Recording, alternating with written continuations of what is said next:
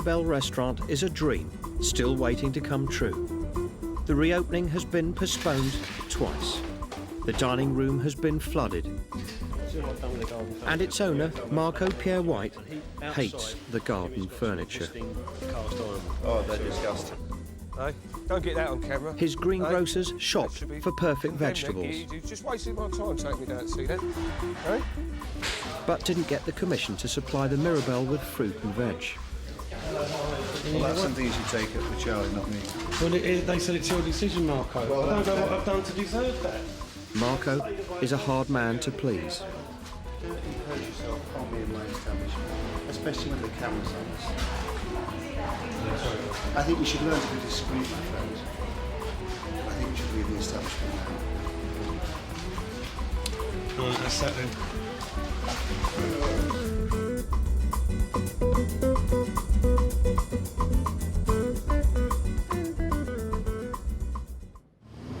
Vogue House, home to Society's glitzy magazine, Tatler.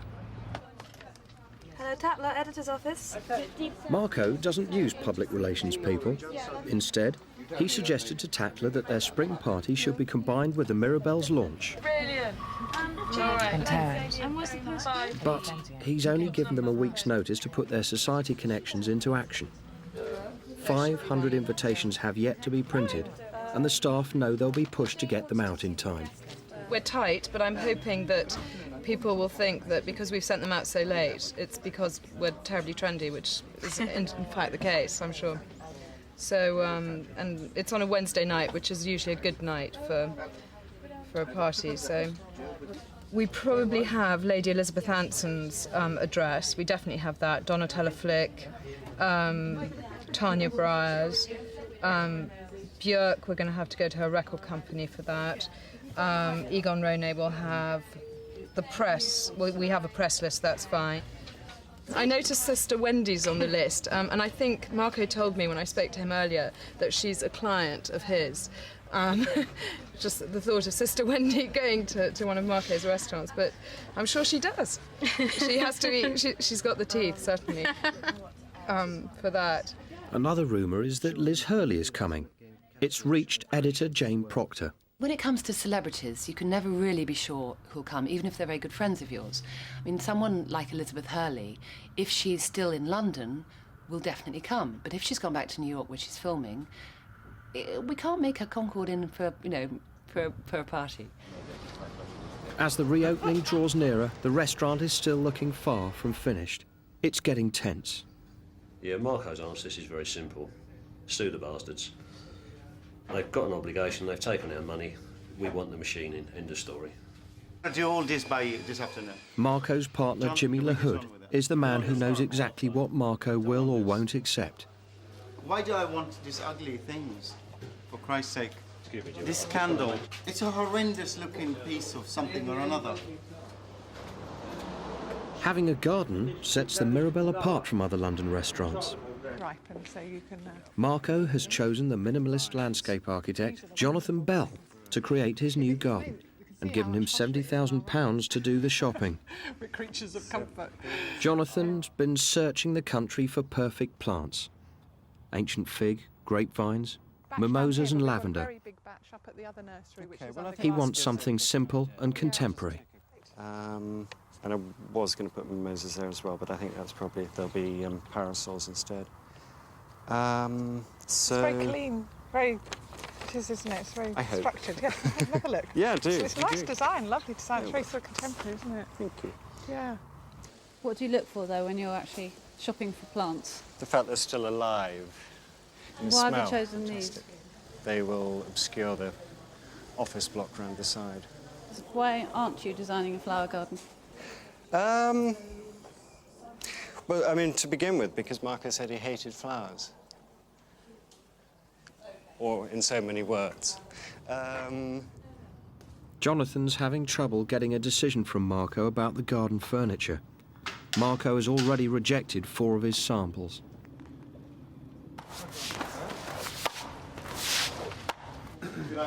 Chef Gordon Ramsay owns Aubergine, one of London's trendiest restaurants. He's the man the media refer to as Marco's arch-enemy and bitter rival. but Marco is keen to show him around the Mirabelle. Fantastic. Is that all gold leaf?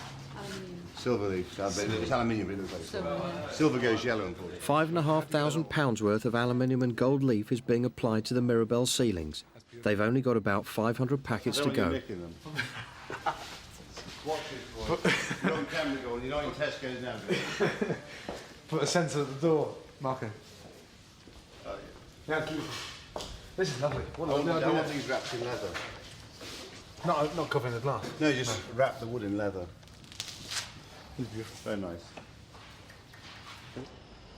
Jonathan's arrived at the Mirabelle to try and find Marco.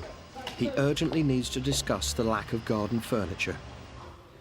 Hopefully it'll be raining so hard on Wednesday that people won't be tempted to go out into the garden. We'll buy ourselves a bit more time, but you never can tell. We'll see. But it's looking very nice. Who's actually going to decide on the furniture, though? Well, I'm going to try and get hold of Marco today and actually make a decision. Why have you got Louis here? I think it's a good educational experience for him to come along to a panic-stricken building site at an early age. And as a shield, to deflect attention from the absence of garden furniture, I hope.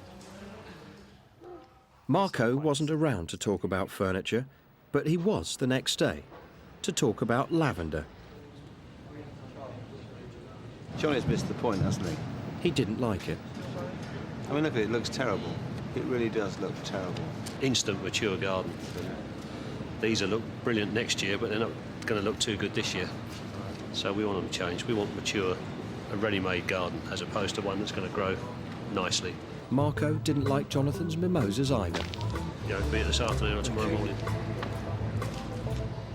We're taking them out. They're going down to Marco's garden in the country, and we are going to find something with a bit more substantial to put back in here instead. Everyone's patience is exhausted. Oh, fantastic. Now we've got 6-inch high lavender, and now we've got no trees either. I've just told you about to take all those away. All right, well, fine. They're going. Why bother? Michael's found someone else who can... So I need to get myself a van tomorrow and go around and replace those plants? We've already replaced some. Michael has got some. We just ordered He's got 20. Yeah, well, that's a I start. mean, we need something like, you know... Yeah, that's a start. 100. Yeah, that's a start. Gary's patience has also been stretched to the limit. You can't never get finished, you know. Like people walking on your floor and moving it, and then you relay it, and then they walk on it again. Who did that? Oh, the governor. Although he denies it. Denies it, but it was him.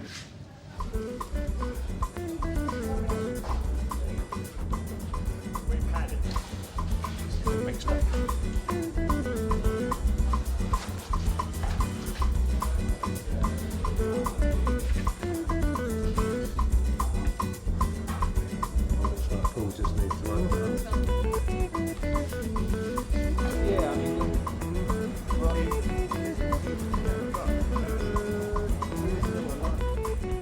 Marco wants more trees. They're getting bigger by the minute. And for good measure, he told Jonathan to go. I wasn't here because I had to be somewhere else, so I missed all the fireworks, so I just heard it at the end of a phone line. Yeah. Well, I was sacked. You were sacked? Yeah. Why? Because the lavenders are too small, but so we got some bigger ones. I was reinstated. But when you got bigger lavenders? Well, no, before we got, on the promise of bigger lavenders, I think. There's only 2 more days before the party.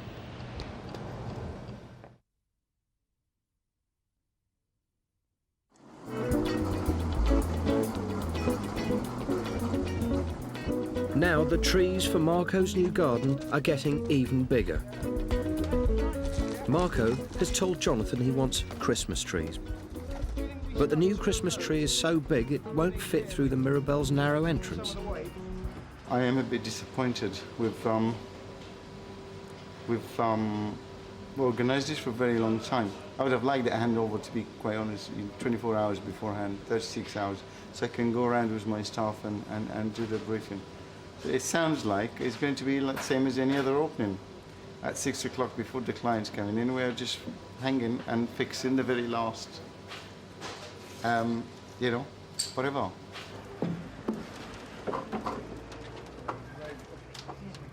Hope you ain't got to get this in the lift. The tree took 6 men 2 hours to get it through the tiny back doors and into the garden. 2, 3. No. 4, 5.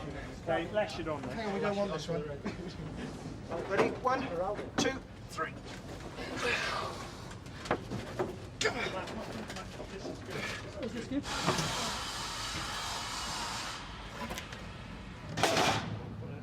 And after the hours of struggling, it is not, definitely not the sort of Christmas tree Marco requested.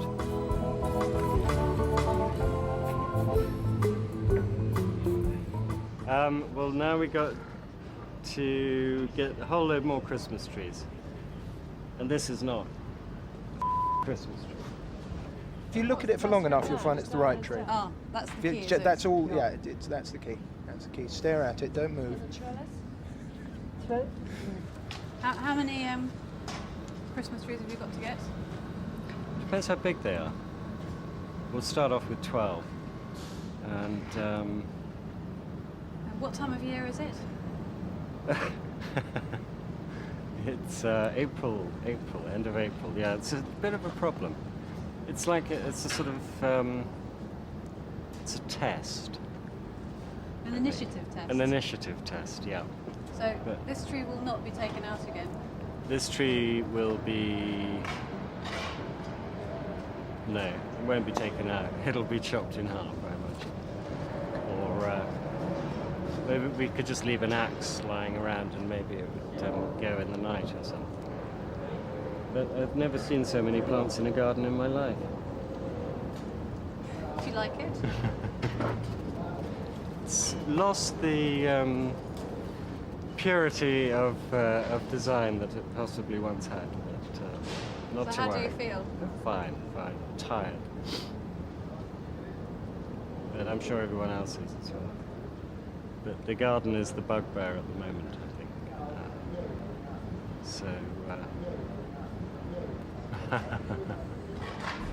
See if it fits in. What's more, the new mural that has arrived from Paris doesn't fit. Refraction on your side. No, I think what it is really is just warped. It's not a total square. And perhaps if it's loosened up.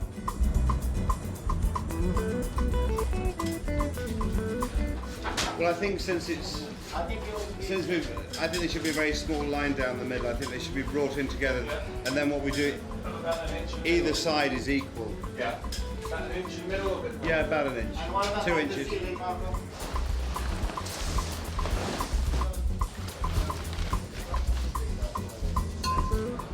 Well, Marco has his Christmas trees, that's for sure. One side.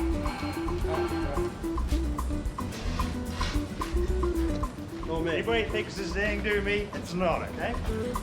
One side.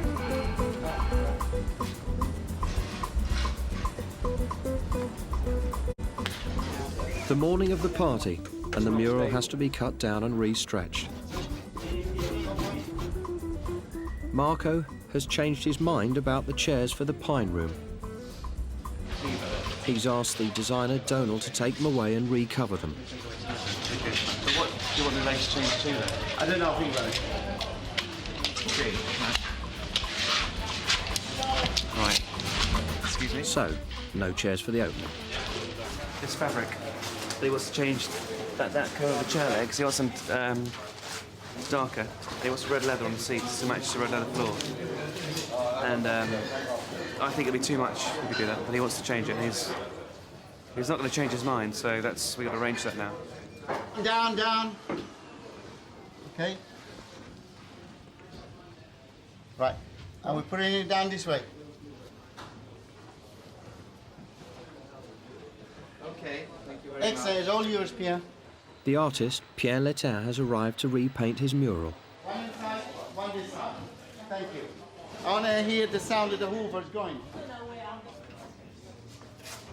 We've got odds and sods to do. I think there's one or two little teething problems really which we've got to slightly overcome, but generally the decor and the dressing is going very, very well at the minute, I think. So, providing we get the gold leaf here in time, because we've slightly underestimated the gold leaf, so we're just trying to get that biked over this very minute. You've run out of gold leaf. Yeah, we're about 28 books short, unfortunately.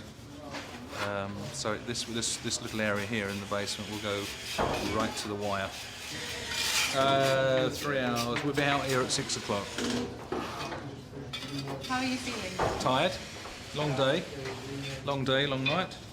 Apart from that, typical panic situation as such. Everybody's doing everything and everybody can, and it's going in the right direction. No, I just want to work at the space of everybody's space. I don't want people to walk into you, and you don't want you to be in everybody's way. Okay, so you could take just that little space in there and just work in. Okay. The £11,000 beaded curtain is still being assembled. Two of the designers have come to help. And then if we you start from one.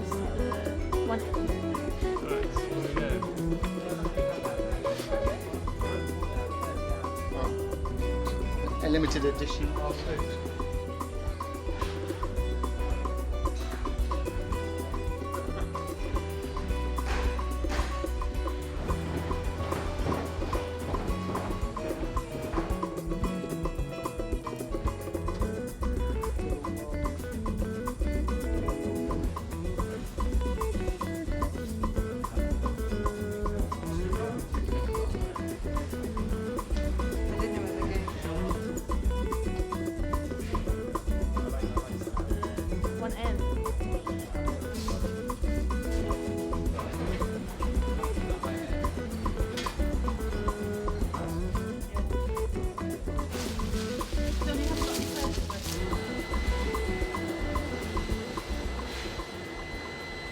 Long, hard struggle, but we made it.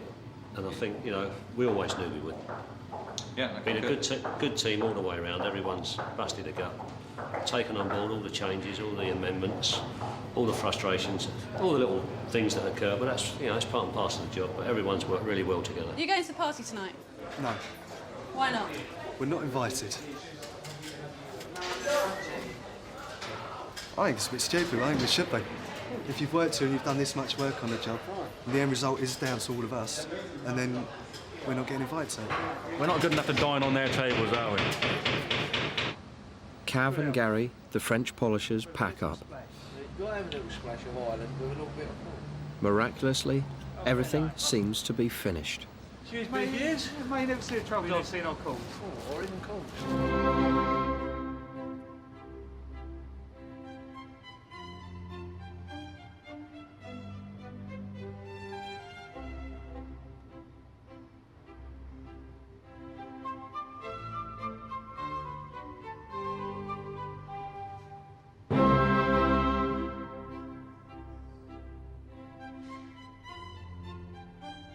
If someone doesn't want champagne, they can have whatever they want from the bar.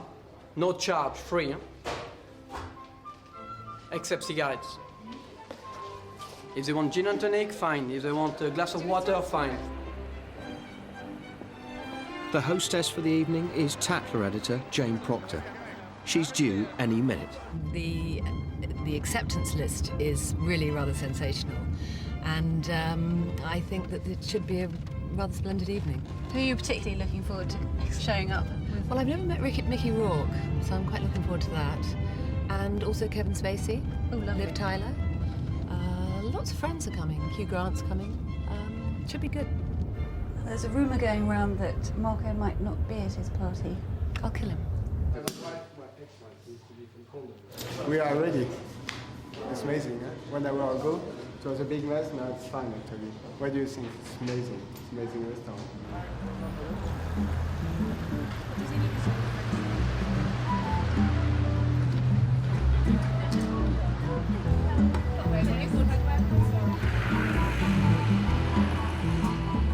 Leo and Jilly Cooper arrived, but Liz Hurley and Hugh Grant didn't. Marie Helvin, but no Kevin Spacey. Julia Carling, but where's Liv Tyler?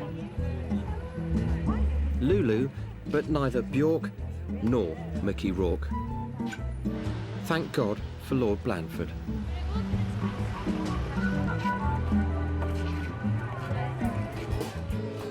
700 bottles of champagne are ready to greet the 300 guests who've started to arrive. Appetites at the ready.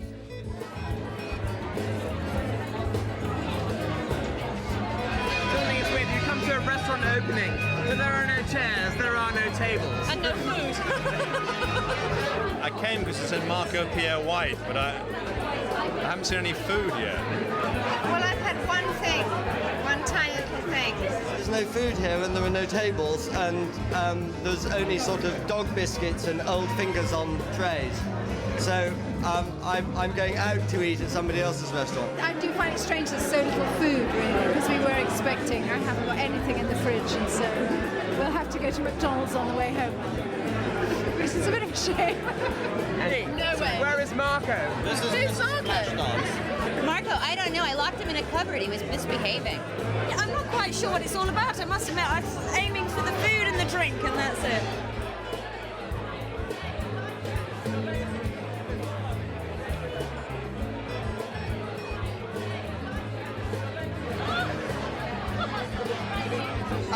I'm just going to get some cigarettes from the car. Wait a minute. No celebrities, no stars. We went into the kitchen looking for Marco Pierre White. Was he there? Was he there? No.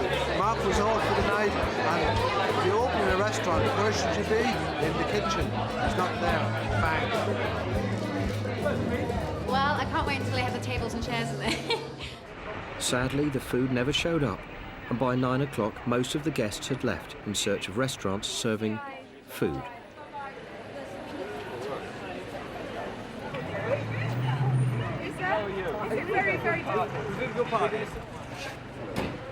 Marco eventually arrives 3.5 hours late for his own party.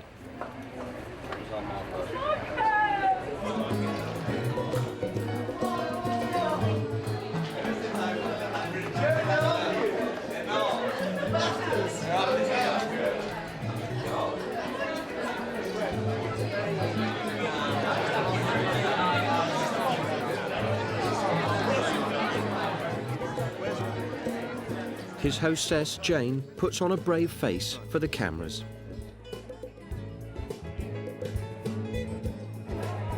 But the revelry has left its mark on Marco's £80,000 polished oak floor.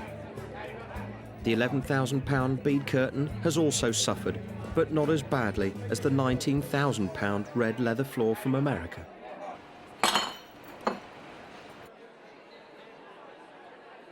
After all the months of planning, hard work and various disasters along the way, Marco finally has his Mirabelle.